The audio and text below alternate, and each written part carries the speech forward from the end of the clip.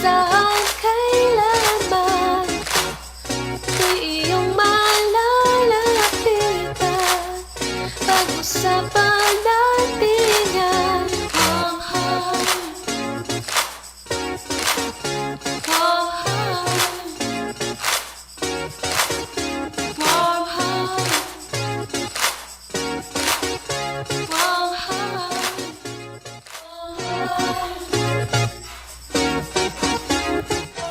Okay, magandang araw po sa ating mga tagapakinig at tagapanood dito sa Himpilang Radyo Pilipinas World Service. Narito na naman po ang ating palatuntunang nakasentro sa mental health awareness and education. Siyempre kami pa rin po ang inyong kasama sa programa. Ito po si Bea Gaza de Guzman. At ako naman si Steph Vicente. At para sa episode ngayong araw ng Warm Heart, syempre ay sa undas pa rin tayo, no? Kaya naman pag-uusapan natin kung ano yung impact ng undas sa mental health natin. At syempre, dadagdagan na rin natin ang ating talakayan dahil naging matunog nga sa social media natin, Steph, itong pagkamatay ng isang celebrity, anak din ng celebrity, at medyo tayo ay nabulabog at muli na naman pong na-remind tungkol sa concern ng mental health. Kaya sige, ipakilala na natin, Steph, ang ating panauhin. Meron pong nagbabalik. Ayun, so para pag-usapan niya yung impact ng undas sa ating mental health at maging sa mental health and well-being towards better parenting, ay makakasama natin muli si Sir Archer G. Santillan. Isa po siyang registered psychometrician, HR professional, and volunteer mental health first aider of distressed Filipino migrants. Sir Archer, welcome po sa Warm Heart. Yes, thank you so much. So, na-miss ko kayo, Bea and Steph. Thank you so much for this opportunity again to share, especially to our kababayans. Yes. Sa mga kababayan natin, OFW, sa mga kaibigan natin sa Pilipinas na nakikinig ng Warm Heart every Sunday. Yes, and thank you so much, Sir Art. Nako, kung hindi nyo po na itatanong, si Sir Art po ay nakabase actually sa Saudi dahil kagaya na nabanggit ni Steph kanina sa kanyang pagpapakilala, isa rin po siyang volunteer para po sa pagbibigay ng psychological first aid sa mga victims po ng rape na mga Filipino migrants. So, siya po ay nakabase sa Saudi at isa po siyang OFW. At alam niyo po ba kung anong oras po doon? Baka ngayon ay 3 a.m. So thank you po sa pagpapaulak sa amin at talagang naglaan po kayo ng oras. Na-appreciate po namin iyon. At considering na Sunday pa and madaling araw. So yun, sige pag-usapan na natin to dahil syempre ngayon po Sir Art ay undas pa rin, particularly All Souls Day on November 2, 2025. Kaya pag-uusapan po natin yung kaugnayan po ng undas sa mental health. Una muna po, Sir Art, ano po ang kahalagahan ng paggunita sa mga yumaong mahal natin sa buhay, sa pangangalaga po at syempre yung paghilom ng ating kalusugang pangkaisipan, Sir? Yes, can you hear me properly dyan sa... Yes, loud and clear po. So, basically, mahalaga na makita natin ang magandang bagay na ito na itinuro sa atin ng mga mahal natin sa buhay. Kasi nabanggit ni Bea, yung mahal sa buhay. So, sa mga panahong ito, tila mas naaalala natin yung mga masasayang bagay pa na naranasan natin nung nabubuhay pa yung taong mahal natin. And at the same time, yung mga pagsubok din na pinagdaanan natin nung nandito pa sila, o kaya naman yung minsan yung mga good memories and minsan yung mga not so good memories din nung taong mahal natin sa buhay. So bahagi ng acceptance, positive experience leads to, let's say, positive emotions or negative experiences natin, yung pagtanggap no, sa mga bagay na nangyari kasama yung mga mahal natin sa buhay. So sa paghilom ng kalusugang kaisipan or mental health natin, makikita natin kung paano ba natin na-overcome yung mga bagay na ito nung kasama pa natin, no, yung mga mahal natin sa buhay. Tsaka kung paano ba tayo mas magiging masaya ngayong wala na sila, no, as part of our moving on. And at the same time, kapag mas nagkaroon tayo ng deeper understanding how to let go, how to acknowledge those negative and positive feelings without a judgment nung kasama pa natin sa kanila, mas nagiging madali yung pag-heal sa atin bilang isang tao. I remember nung namatay yung father ko, parang every undas naaalala ko yung kabutihan ng father ko, yung siya nagluluto ng dinner, and at the same time naaalala ko din yung ng father ko, yung kanyang mga nung pinapalo niya kami, nagkakasakit kami. So nakikita natin, no, na yung itong mga panahon na ito, yung nagpapaalala sa atin sa nakaraan, whether that is good or bad. And at the same time, when we learn to accept those feelings without any judgment, mas nagihil yung ating mental health, no, yung ating kalusugang pangkaisipan. Bukod sa mga nabanggit nyo na po, Sir Archer, ano pa po yung mga positive and negative effects po o impact ng undas sa ating kalusugang pangkaisipan?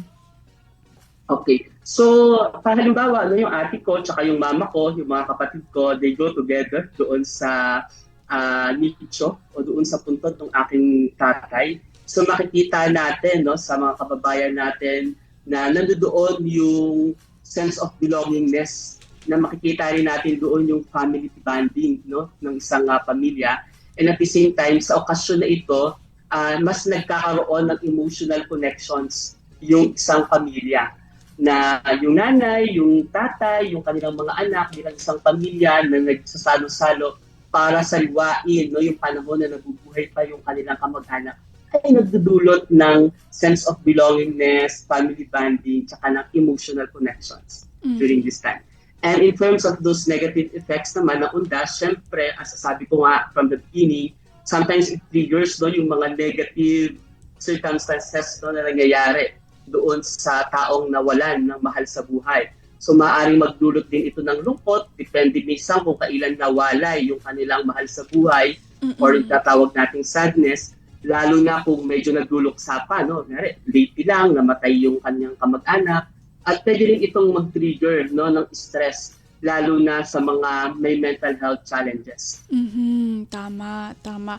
And also siguro mababanggit na rin din natin dito, Steph, yung mga nawalan ng mahal sa buhay na walang closure, no? Yung lalo na, naalala ko na naman po dito yung nag-topic na natin dati, yung sa missing sabongeros, yung hindi pa talaga nahahanap yung mga katawan, tapos parang wala talaga silang kumbaga, yung nakita mo talaga na yung katawan and then let go, no? Meron tawag doon, pero yan, pag-uusapan natin yan mamaya. Ito na muna, Sir Art, ano po yung pananaw ninyo sa grief o pagdadalamhati sa pagkawala ng mga mahal sa buhay, at nawawala po ba ang grief o talagang panghabang buhay na proseso po ito? Nako, actually yung grief, no, o yung pagdadalamhati ay hindi isang salita na parang madali natin siyang makakalimutan, no? Talagang paminsan-minsan. So, pero bago natin talakayin kung yung grief ba ay nawawala, we have to define ano ba yung grief, yes, o ano ba yung pagdadalamhati, ano? So, ayon sa definition na binigay ng American Psychological Association, makikita natin na ang grief ay ang nararamdaman ng isang tao ay hindi madali o basta-basta nawawala. So, meaning to say, nandoon talaga siya. Ito yung nararanasan ng isang tao na matapos mawalan ng taong mahal sa kanyang buhay.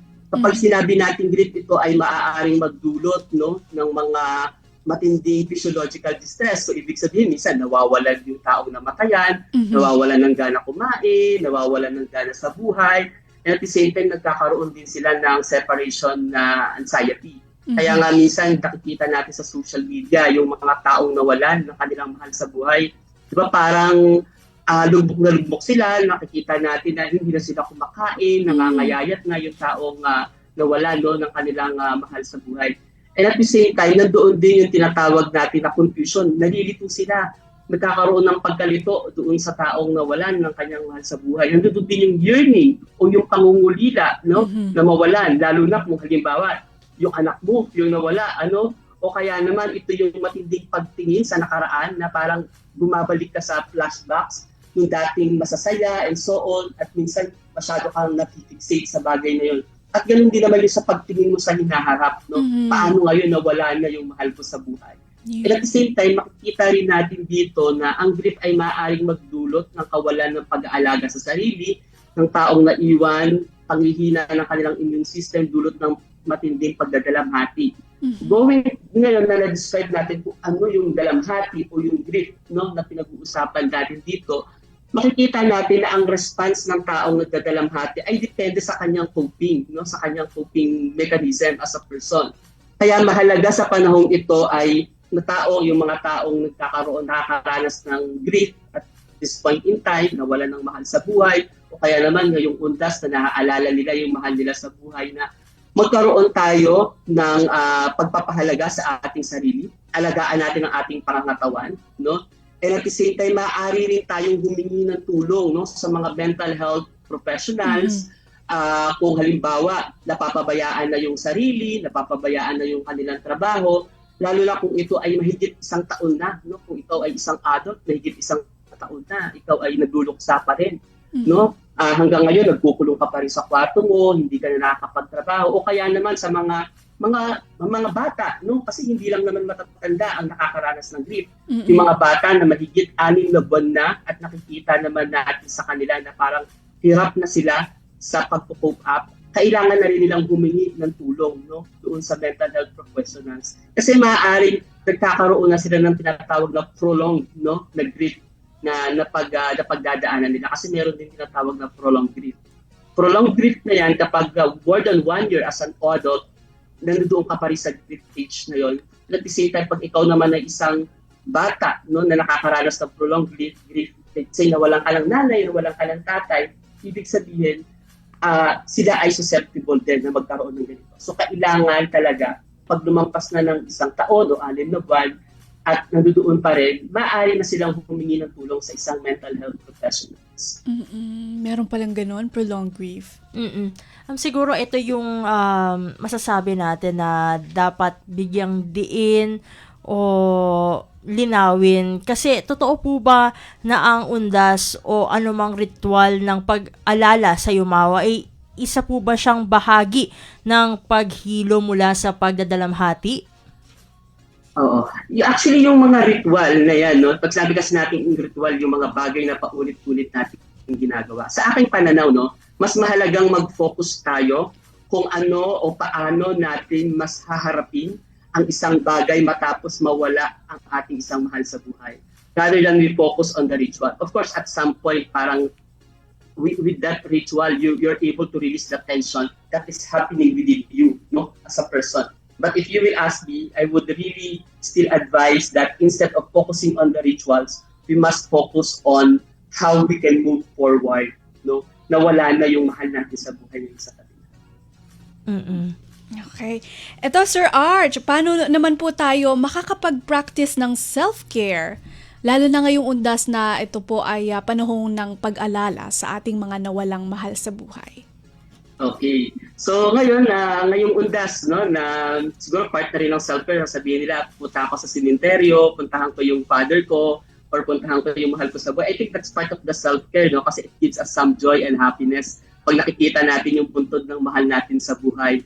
At the same time, yung parang nilalagyan nila ng bulaklak or nililinis nila yung puntod, di ba? At some point, that's external in nature, pero at some point, it gives a sense of happiness and belongingness with our family. And of course, mahalaga na makita natin na mas pahalagahan natin ang buhay, di ba? Na ibinigay sa atin na pahalaga natin yung buhay na ngayong umaga, 8 o'clock, no, nakapag-usap tayo about mental health, especially sa ating mga kababayang OFW. At yung bawat araw na yon, how much we spend it for something better and something really good. So, and that is a self-care. Like, we grow by reflection. Nakikita natin na sa simenteryo may maliit na nicho, may malaking nicho. Makikita natin na hindi natin alam kung hanggang kailan ang buhay. At dapat araw-araw pahalagahan natin na buhay pa tayo, no, sa araw na ito na ibinigay sa atin. Napakagandang sagot, ano? Ito naman po, dako tayo dito kasi ito po talaga, kaya ko po inibita si Sir Art dahil nakita ko yung talk niya eh. So, yun nga, nabanggit namin ni Steph kanina na meron pong naganap o insidente na nababalita this past week po. Isa sa pinaka-nakakatakot na pangyayari po, Sir Art, sa buhay ng isang magulang, ang maunang mawala ang anak, no? Mahirap po yun. Mas masakit ito kung dahil sa suicide pa yung ikinawala ng isang anak. Ano-ano ang pwedeng gawin ng mga magulang para magabayan ng wasto ang mga anak at hindi humantong sa ganitong sitwasyon? Syempre, i-relate natin sa ating mga primary audiences dahil tayo po ay Radyo Pilipinas World Service at ang ating po mga tagapakinig talaga ay mga overseas Filipino workers and seafarers na hindi po laging nandiyan para gabayan yung kanilang anak. Minsan nga po iniiwan sila sa kanilang mga... Buti pa yung iba, immediate family members, no? Yung iba naman ay talagang sa mga caretakers or guardians na hindi naman talaga kapamilya. So, Steph, meron ka katanungan kay Sir Art? Sir Art, in relation dun sa nabanggit na topic, pero bago pala yun, trigger warning po Yes, muna. magta-trigger warning tayo, Steph. Para sa ating mga tagapakinig na alam na maaaring vulnerable sa mga ganitong klaseng topic. At tulad ng lagi nating nababanggit, nasa screen natin yung mga numbers, yung mga crisis hotlines, just in case. Pero ito yung katanungan ko kay Sir Art. Bakit po marami na ngayon ang mga kabataang Pilipino ang bumababa ang kalagayan ng kalusugang pangkaisipan o mental health? At ano-ano po kaya ang sanhi ng mga mental health conditions na ito ng mga kabataang Pinoy?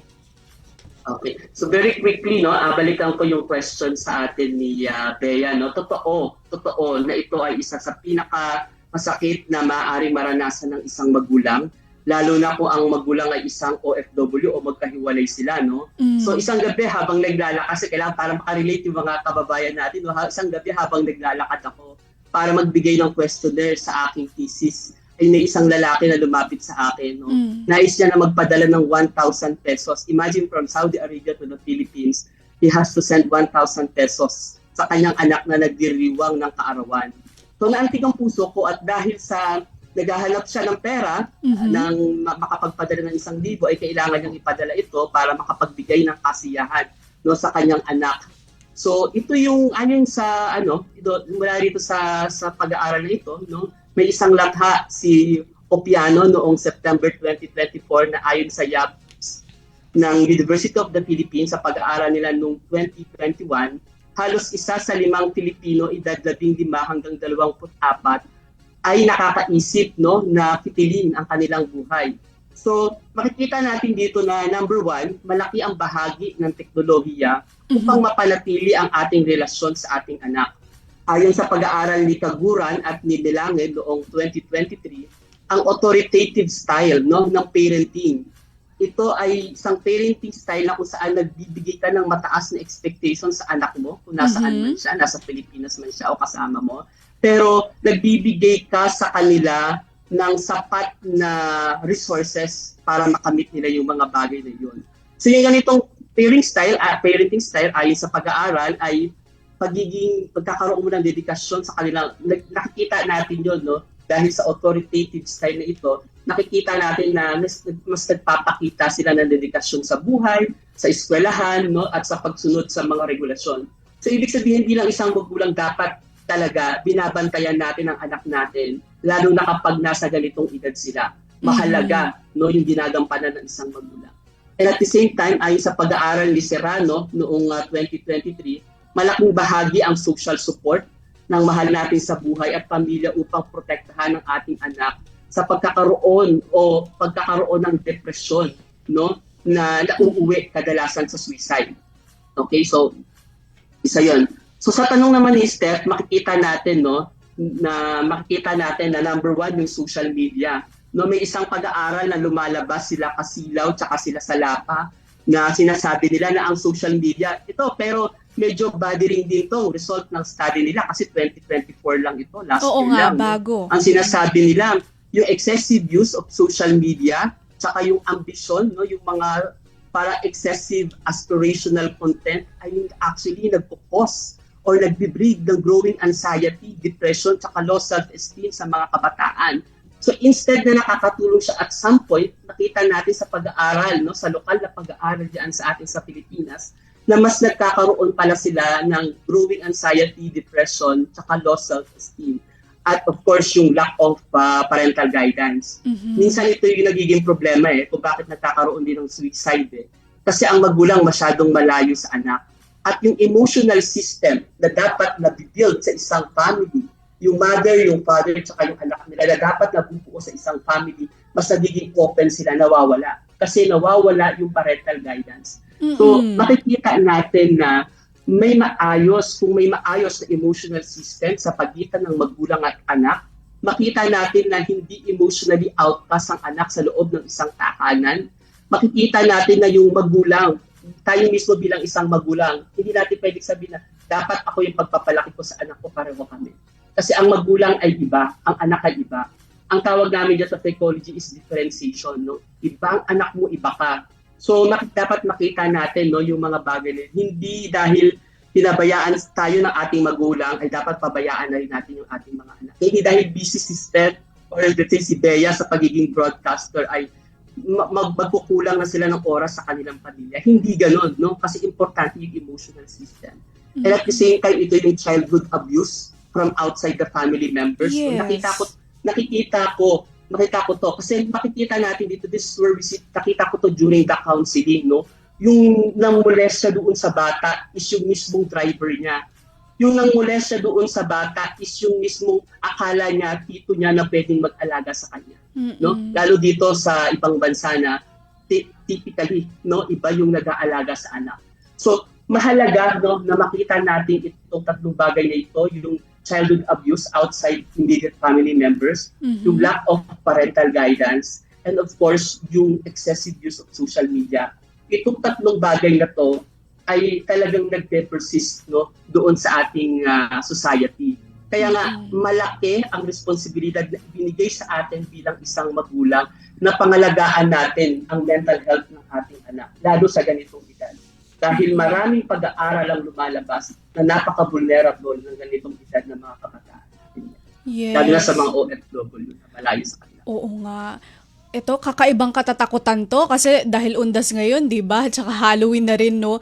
Talaga pinag-uusapan yung mga katatakutan pero bilang isang magulang, nakakatakot talaga yung malaman mo na, uy, yung anak ko, kunyari, OFW, yung anak ko exposed sa social media, tapos ganyan yung malalaman mo. May nabanggit si Sir Art na,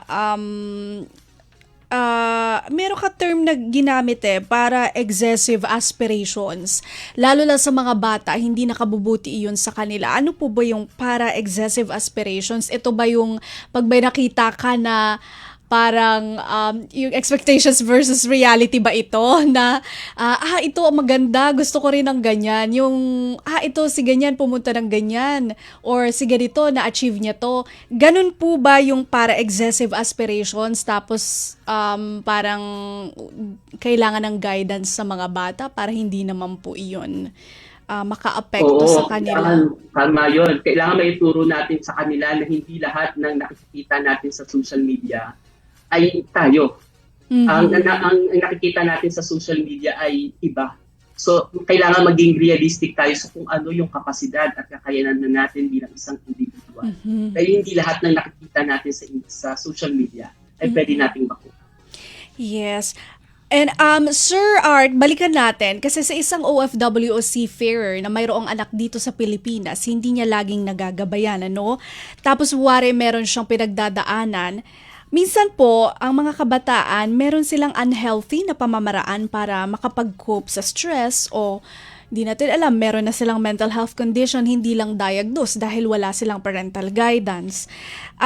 Yung mga ganito po ba, ano po ba yung mga halimbawa ng unhealthy na pamamaraan ng pag-cope? Actually, napakagandang tanong yan, no, Bea? Kasi ang sinasabi ko sa inyo kanina is about the emotional system within the family. Number Opo. one dyan is, kapag ako bilang isang anak, hindi ko nararamdaman yung pagmamahal ng isang magulang sa loob ng pamilya. Lalabas ako sa own family system ko. Di ba? Pupunta ako sa barkada ko, pupunta ako sa kaibigan ko. Minsan kasi nagiging unhealthy sa in a sense na halimbawa, hindi nararamdaman ng bata no sa loob ng pamilya ang pagmamahal ng magulang. Dahil dito, ang pagmamahal na hindi niya nakukuha sa kanyang mga magulang ay hahanapin niya sa labas no ng kanyang pamilya. Minsan, at some point, pag maging matinuman yung mga kaibigan mo, okay lang. Pero minsan kasi ito rin yung nagiging dahilan ng mga kabataan para magkaroon sila ng tinatawag natin na mga risky behavior. No? Yes. Kahit na sa hindi magandang pamamaraan, basta makuha lang nila yung pagmamahal ng iba, gagawin nila yun. So, ibig sabihin, ito yung parang minsan consciously or unconsciously hindi nila napapansin na nagsisik na sila ng pagmamahal ng ibang tao to the point na nagre-rebelde na sila sa magulang nila, lalabas na sila. So, nababarkada kahit sa taong hindi nila mapagkakatiwalaan. And at the same time, yung mga unhealthy coping mechanism pa nila is instead na sabihin nila sa magulang nila kung ano yung kanilang problema, ay ililihim na lang nila no, sa kanilang sarili. So makikita natin dito na part of their coping mechanism is actually sometimes subconsciously kinukuha nila yung pagmamahal nila sa iba. Kaya minsan may mga family kapag hindi maayos yung emotional system within the family, ang bata pag hindi naramdaman ng pagmamahal sa loob, hahanapin sa labas even with a risky behavior. Kaya importante na kahit seafarer ka, kahit OFW ka, o minsan kahit kasama mo sa bahay yung anak mo, kailangan alam mo kung ano yung nangyayari sa kanya. Yes. Lalo sa edad na sinabi natin between 15 to 24. Because that is a very critical stage para sa ating mga kapatid. Steph? Sir Art, paano naman natin matutugunan pa yung mga unhealthy na pamamaraan ito ng pag-cope sa stress o pangasiwa sa mental health concerns ng mga kabataang Pinoy, particular nga yung mga nakahiwalay no sa kanilang mga magulang? Good question. So ito yung isa sa naalala ko no, isa sa mga counseling na ginagawa ko kasi malalim kasi ito no. Madalas nakakabuo ng unhealthy coping mechanism no ang mga kabataan dahil nakikita nila ito sa kanilang mga magulang no. Baka minsan kasi mamaya gusto nga turuan ng magulang yung mga kabataan na makapag-cope up no. Opo. Pero sila mismo ang problema dito. Yun ang minsan ang problema natin, di ba? Sa balita nakikita natin parang ang mental health problem sa Pilipinas, parang normal na lang, no? So bilang isang magulang, mahalagang makita muna natin sa ating sarili na tayo yung nagbabago. Kasi kung tayo mismo ang may problema, bilang isang magulang, paano natin mapapasunod ang ating magulang, no? Sanayin natin ang ating sarili na kausapin sila, alagaan ng ating pangangatawan, no? Maging maingat sa ating mga desisyon kasi bawat maliit na bagay nakikita ng ating mga anak. Sapagkat kung tayo mismo ay hindi maayos sa loob ng ating pamilya, no, makikita natin paano tayo mas dapat paniniwalaan ng ating anak. Kaya dapat Steph and Bea, no, makita din ng ating anak na tayo bilang isang magulang ay pinapalaki sila din ng maayos. So, yung isa sa mga pamamaraan. Kasi minsan ang magulang, sabi niya, anak, huwag kang mag-asawa ng maaga. Kaya lang, as an example, parang maaga rin naman nag-asawa yung magulang niya. So, ibig sabihin, sa standard ng bata, no, in a family system theory, sa standard ng bata, okay lang mag-asawa ko ng maaga kasi yung nanay ko nga maaga rin nag-asawa. O kaya naman, pwede ako magkaroon ng iba't ibang karelasyon kasi yung nanay ko may iba't ibang karelasyon. Yun na nakikita diba? niya. So, ibig sabihin, mahalaga no, na makita sa atin as a role model, as a parent. Of course, hindi natin mababago yung nakaraan. Pero kung nandiyan na tayo sa sitwasyon na yun, makita ng ating mga anak, we as a role model of the family. Kasi, kahit anong sabihin mo sa anak mo, kung sa gusto, hindi nagsisimula ang pagbabago. Baliwala, no, yung parenting. Kaya minsan ang problem hindi sa bata. When we talk about the parent and child relationship, bakit nagkakaroon ng suicide? Minsan ang problema hindi lang naman sa bata. Minsan ang problema rin naman nasa magulang. Kaya dapat importante na magkaroon ng maayos na emotional system between the family. Mhm. Sir Art, sinabi nyo na minsan ang problema nasa magulang, hindi lang laging nasa bata. Kaya eto ang tanong namin ni Steph, paano po ba ang wastong parenting para sa pagkakaroon ng maganda at mabuting mental health naman para sa mga anak? So pagdating sa wastong parenting, kailangan mas maging authoritative tayo, no? Gaya ng na-mention ko sa inyo kanina. Kasi sa pag-aaral, yun ang mas nakikita nila, no? Magiging balanse tayo bilang isang magulang sa pagbibigay ng pressure sa ating anak at sa pagbibigay ng proper resources sa kanila. So, kailangan, sabi ko nga, there's no specific medication dito kasi hindi naman ito sakit na pwedeng isa na lang, no? At ang mga tagapakinig natin, maybe they are much older than me, no? Siguro malalaki na yung mga anak nila at may mga experience na talaga. So makikita natin dito na yung magulang minsan na mas madali mas madali pa ang magpabaya sa atin, no, kaysa ang mag-aruga sa ating mga anak. So para sa akin, no, mahalaga na magkaroon tayo ng maayos at bukas na komunikasyon sa ating pamilya. Yung authoritative style of parenting na sinasabi natin kanina. Okay. Kailangan gaano man kaliit o kalaki, no, yung pagkakamali ng ating anak. Dapat lagi tayong handa na makinig sa kanila. Minsan yung simpleng, tayo, kamusta ka na? May mas malalim pala silang pang ikukwento sa atin, no? Pagka binigyan natin ng pagpapahalaga yung pangangamusta nila. And at the same time, ganyan din bilang magulang, lagi tayong maging mapagmatsyag sa ating anak. Huwag natin silang iwan kahit ano man yung pagkakamali na pwede nilang magawa bilang isang anak. Lalo na kung may nakikita tayong malaking pinagdadaanan, no, ng ating anak. Mahirap talaga ang pagiging magulang. So, kung tayo ay isang seafarer, lagi natin tatanungin ang ating sarili, bakit ba ako nandito sa barko ngayon? Bakit ba ako nandito sa Saudi Arabia ngayon? O bakit ba ako ngayon nandito sa Europe? Di ba ang lagi natin magiging sagot dyan kadalasan? Kasi may anak akong naghihintay sa akin sa Pilipinas. So, my point here is, dapat lagi nating uunahin yung kalusugan, pangkaisipan, yung mental health ng ating mga, kasi sila yung primary reason kung bakit nandito tayo ngayon sa labas. Ito, Sir Art, kasi may mga babanggitin ako na pananaw, no, at gusto namin malaman kung ano yung opinion nyo tungkol dito. Una, ang sabi daw nila, wag nang pagalitan ng bata at baka ma-depress, lalo daw kasing mapapariwara pag ganito at tumitigas ang ulo.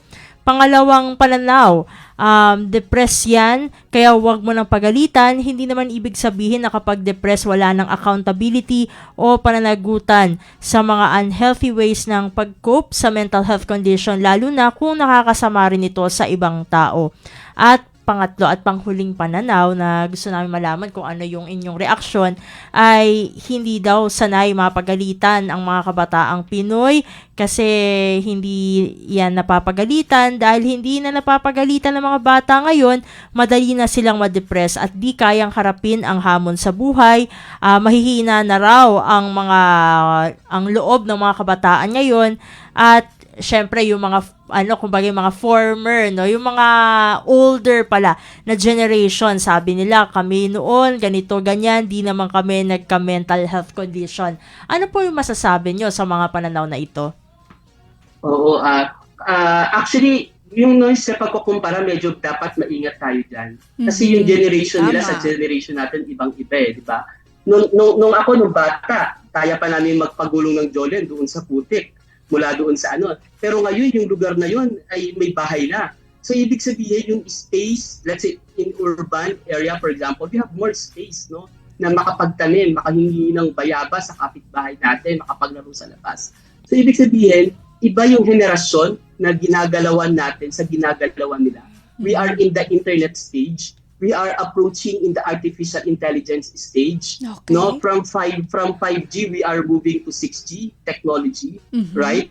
So slowly nagro-roll out na ang 5.5G. So ibig sabihin, when the technology goes faster, ibig sabihin ang society, it has to move faster as well. So hindi natin pwedeng ikumpara yung yung mundo na ginalawan natin noon sa ginalawan natin ngayon.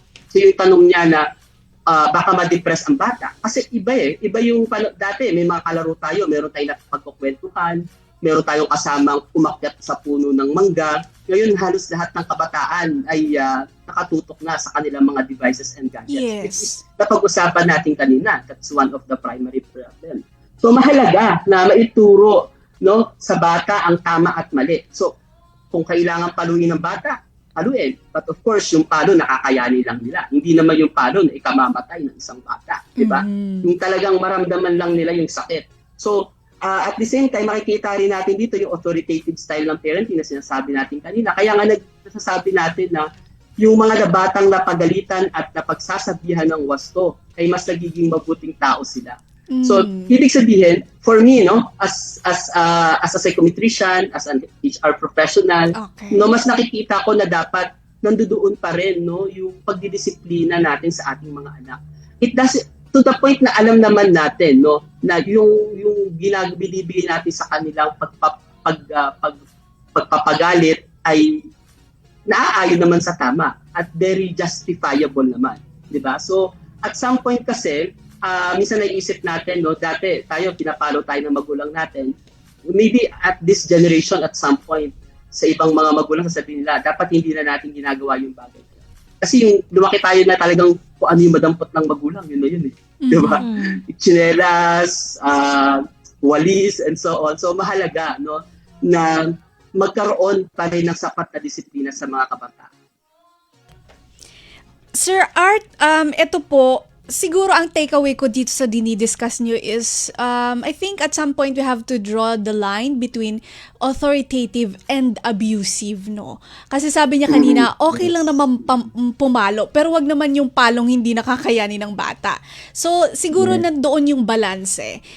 Okay lang naman pagalitan para malaman na kung ano yung tama o mali. Pero at the same time, dahil merong kang authority na mamalo, wag naman yung sobra to the extent na hindi mo alam na yung pala ay meron ng hindi magandang epekto sa kaisipan nung bata.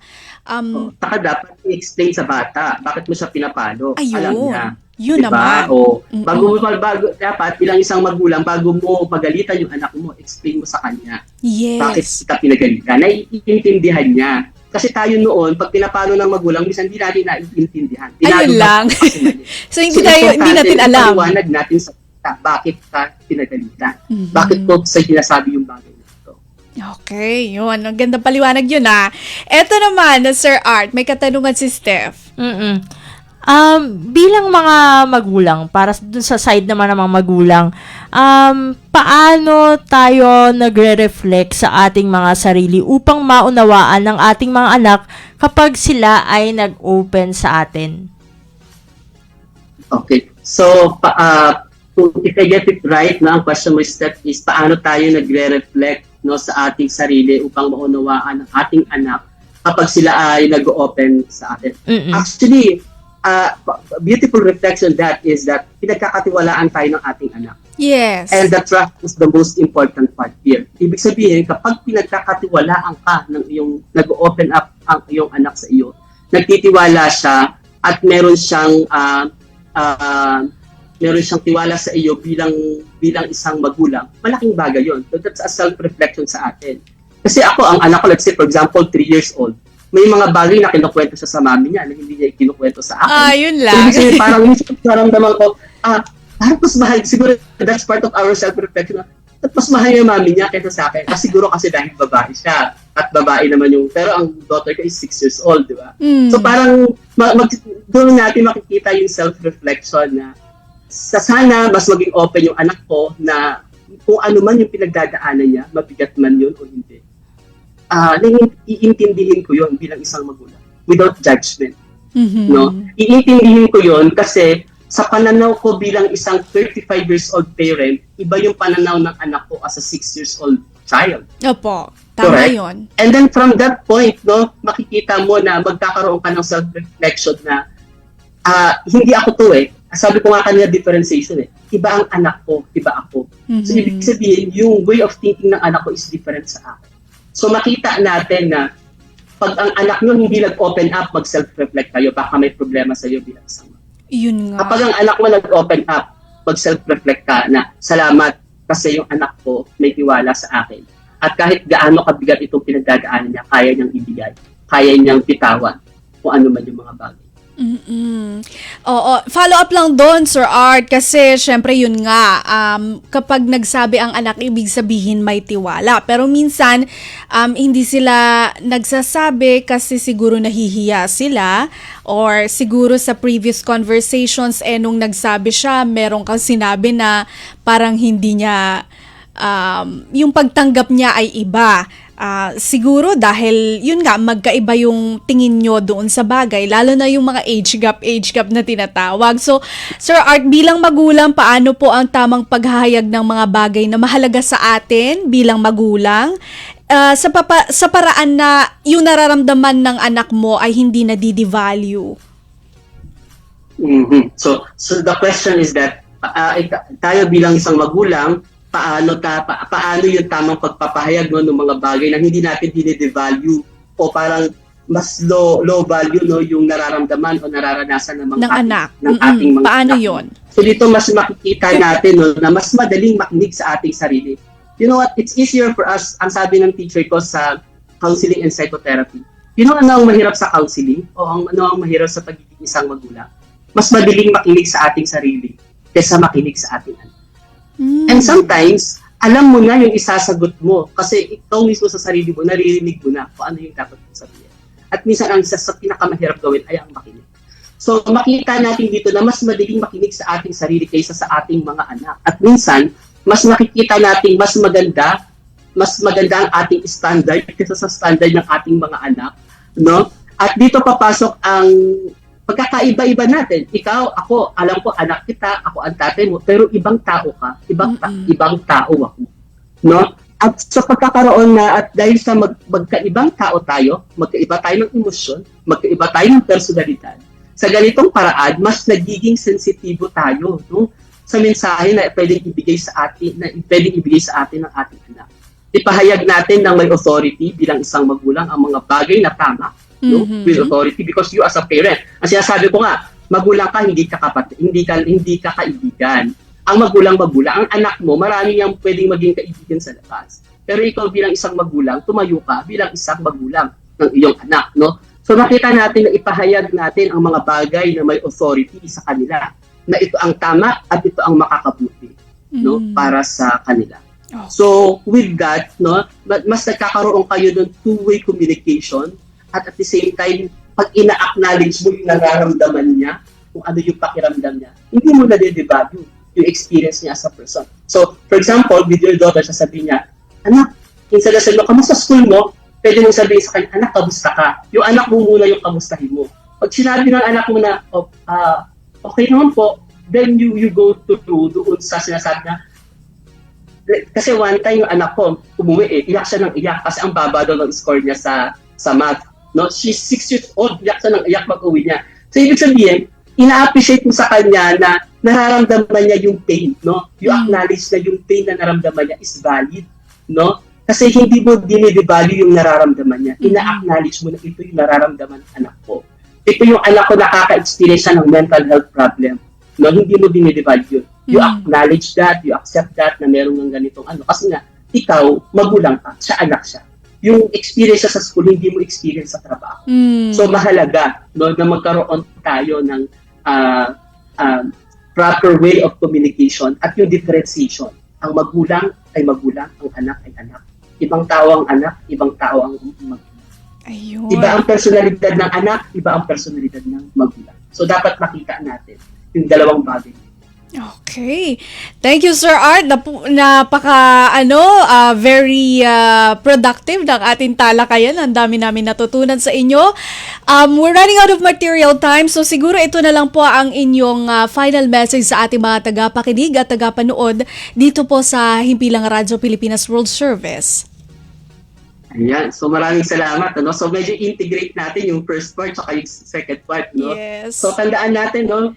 Ngayong undas, makikita natin sa social media and even pag pumunta tayo sa sementeryo, mayroong isang paalala sa atin ngayong undas na ang buhay ng tao ay natatapos. No? Ito ang nagpapaalala sa atin ngayong undas na ang buhay ng tao ay natatapos sa iba't ibang edad. May maliit, may malaki. May nichong maliit, may nichong malaki, no? Pag pumunta tayo sa sementeryo. Nawa ang araw din na ito ay magpaalala sa atin, no? Sa napahalagahan natin ang buhay sa bawat araw. Dapat maging isang mabuting anak tayo sa ating magulang. Dahil hindi naman natin sila mapipili kung sino magulang ang gusto natin. And at the same time, maging mabuting magulang din tayo sa ating anak. Dahil ang buhay, ngayon, lalo ngayong undas, ang nagpapaalala sa atin na hindi natin alam kung hanggang kailan na lang tayo dito sa mundo. So, yun, no, ang mensahe na pwede kong maiwan sa ating mga tagapakinig dito sa Warm Heart. Very touching message naman nun. Parang undas nga naman is a reminder na ang buhay ay temporary. So as much as you can, be a good daughter kung ikaw ay daughter. Be a good parent kung ikaw ay parent. Kasi you only have one life, no? Napakagandang mensahe. Maraming salamat, Sir Art. Naku, marami pa sana kami itatanong dito ni Steph. Pero i-reserve po natin sa susunod na episode na lang. Siguro in the coming future episodes, imbitahan ka namin para sa iba pa pong talakayan. Maraming salamat po sa inyong oras at mabuhay po kayo. Thank you so much, Steph and Bea. And nice to see you again. So, ang bilis ng oras. Yes! Thank you so much po, Sir Art.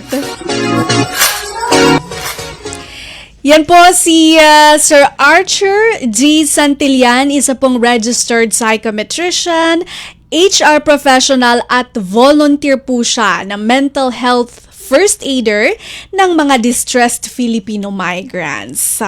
Pinaliwanag po sa atin kung ano po ang epekto ng undas sa ating mental health at syempre po kung paano po ang mas mabuting parenting ay makaiiwas po sa pagranas o pagdanas nung isa sa pinaka nakakatakot na experience ng isang parent na mawala ang anak dahil sa suicide. Okay, magbabalik po ang ating palatuntunang Warm Heart makalipas po ang ilang paalala. Kapag napinsala ng bagyo, normal lang na panghinaan ng loob o malungkot. Ang mahalaga, ready tayong bumangon. Ikaw pa, Enoy Pika. Kaya pagligtas ng bumalik sa bahay pagkatapos ng bagyo, i-check agad kung may nasira dito. Make sure na hindi basa ang mga outlet ng kuryente bago buksan ang main switch. Kung may nakita namang sira sa mga kable ng kuryente, i-report agad sa otoridad. Itapon din ang mga naipong tubig ulan para hindi ito pamahayan ng lamok. Babangon ka, di ba? Babangon. Ikaw pa. #panatag ang may alam. Maging panatag Pilipinas. Warm Heart. Warm Heart. Warm Heart. Palawakin ang kaalaman sa mental health. Alamin ang ilang mga self-help tips at makinig sa mga kwento ng paghilom. Dito yan sa Warm Heart. Warm Heart.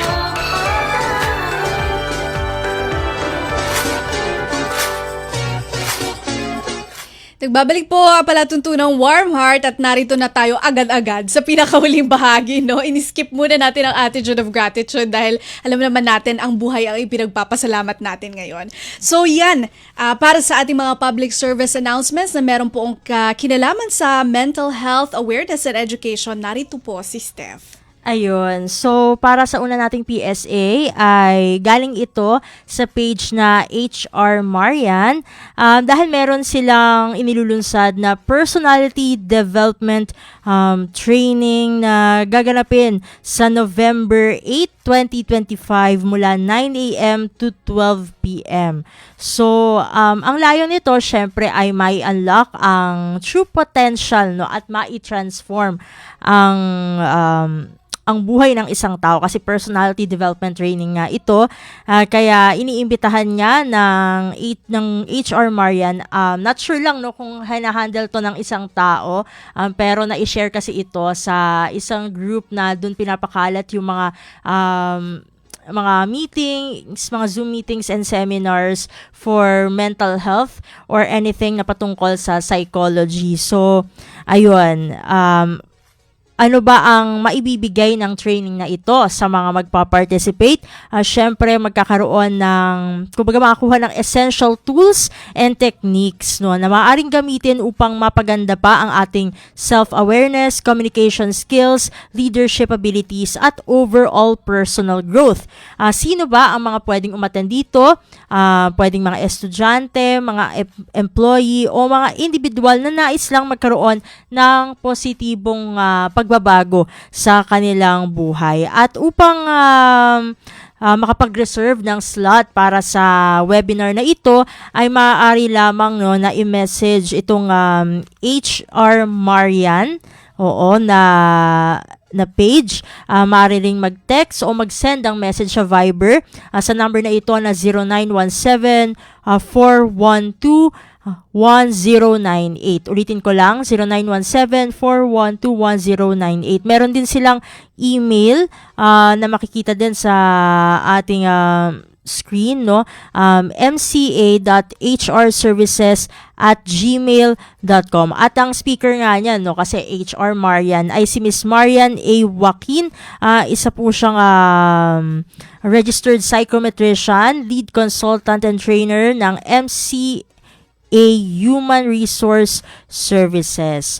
So, ayan yung una nating PSA. Sa pangalawa naman nating PSA ay mula naman ito sa CPPS LLWC Board Review for Psychology. Ayan, nasa pangalan na, no, kung patungkol saan ito. Dahil dadalin sa St. Paul University, Dumaguete. Ayan, sa Visayas po yan. Ang kumbaga psychometrician review, no, para siguro ito, no, sa mga kumukuha ng board exam na syempre gustong maging handa, no, kasi minsan mahirap yung self-study Kailangan ng review pagdating sa yung mga major examinations dito sa Pilipinas. Kaya ayun, tulad ng ating nabanggit ay itong CPPS LLWC Board Review for Psychology ay dadako, no, at makikipag-partner sa St. Paul University sa Dumaguete. At para dun sa mga may katanungan, maaaring lamang na mag-DM, no, sa kanilang FB page o tumawag o mag-text sa number na ito 0908 194-9791. Ulitin ko lang, 0908-194-9791. Ano ba yung bahagi, no? Ano ba yung magiging coverage nitong review for the psychometrician board examination, no? Syempre, nandyan, inclusive na sa package, no, ng pag-review is yung comprehensive review coverage. Syempre, nandyan yung kasama dyan yung mga expert na lecturers and up-to-date materials. Kasama na rin dyan yung mock board exams and coaching sessions at exclusive access to review resources, no, sa mga gusto na ma-enhance yung kanilang kaalaman bago sila kumuha ng board exams. Ayan, so option nyo yan para sa mga taga Visayas. Ito naman mula naman sa University of Batangas Counseling and Psychological Wellness Center, dahil in partnership, no, kasama nila dyan ang gabay, inspirasyon, yakap, adhikain o giya Counseling and Psychological Clinic, no, ay ihatid nila sa inyo ang ikalawang Mental Wellness Summit na gaganapin sa November 24, 2025. Isa po itong libreng mental health seminar na bukas syempre sa entire mental health community. Kasama dyan yung mga magulang, faculty members at mental health advocates. Meron silang inilabas na registration link sa kanilang post. So, ayun, pwede nang mag-register doon. Yung mga gustong syempre na maging bahagi, no, nitong itong second Mental Wellness Summit na pinamagatang Pinoy Laughter Yoga, Laugh Your Hearts Out More with the Community, Celebrate Life. Ang speaker po dyan ay si Mr. Paulo Martin Trinidad, ang founder po ng Pinoy Laughter Yoga. Tulad na nabanggit natin ay gaganapin ito sa November 24, 2025 mula alas 8 ng umaga hanggang alas 12 ng tanghali sa 1Y Javier Culture and Arts Building sa University of Batangas sa Batangas City. So, ayun. Last day to register, November 21, 2025. Ayun. Excuse me. Ayan, dahil medyo naan tayo, no? Sa pang-apat na... Okay. Sige, bumuelo muna si Steph. Ayan, medyo naubo tayo. Okay.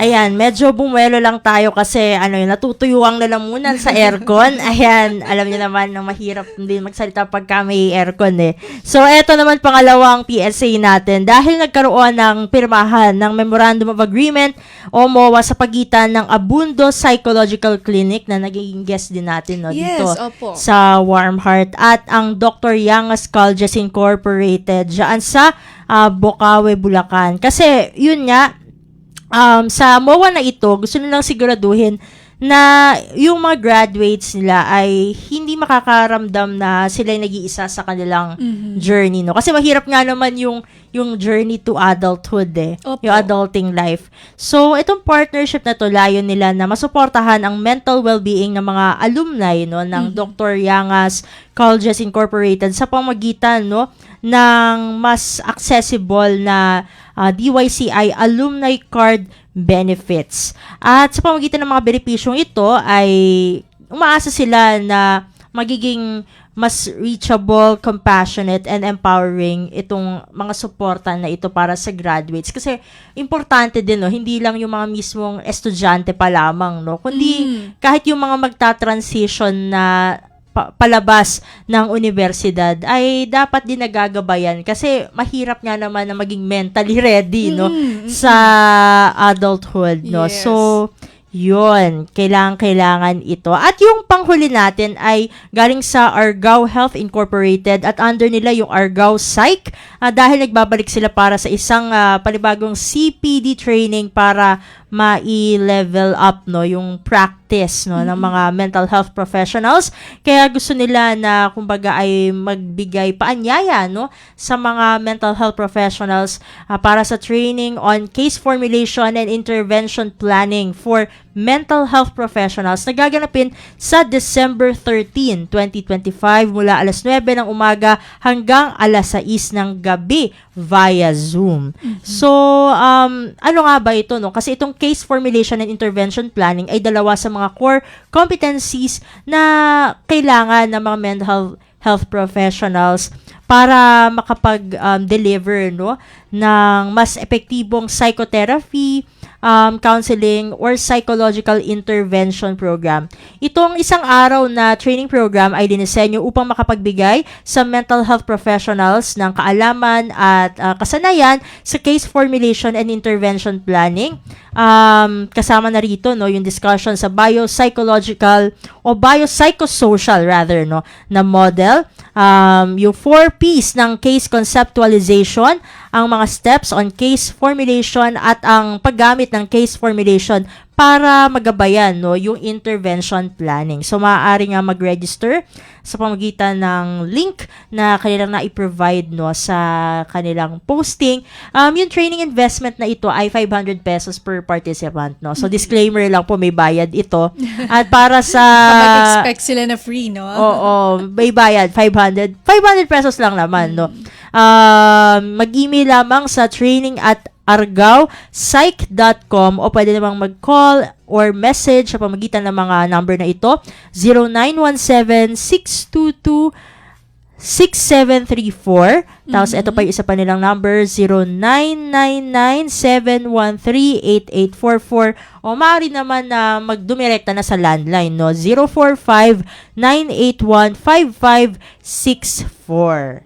Yun. Okay. So, thank you, Steph, sa napaka-malaman natin na public service announcement na way yung mga gusto pong makihilahok dyan sa mga talakayan na yan ay makijoin.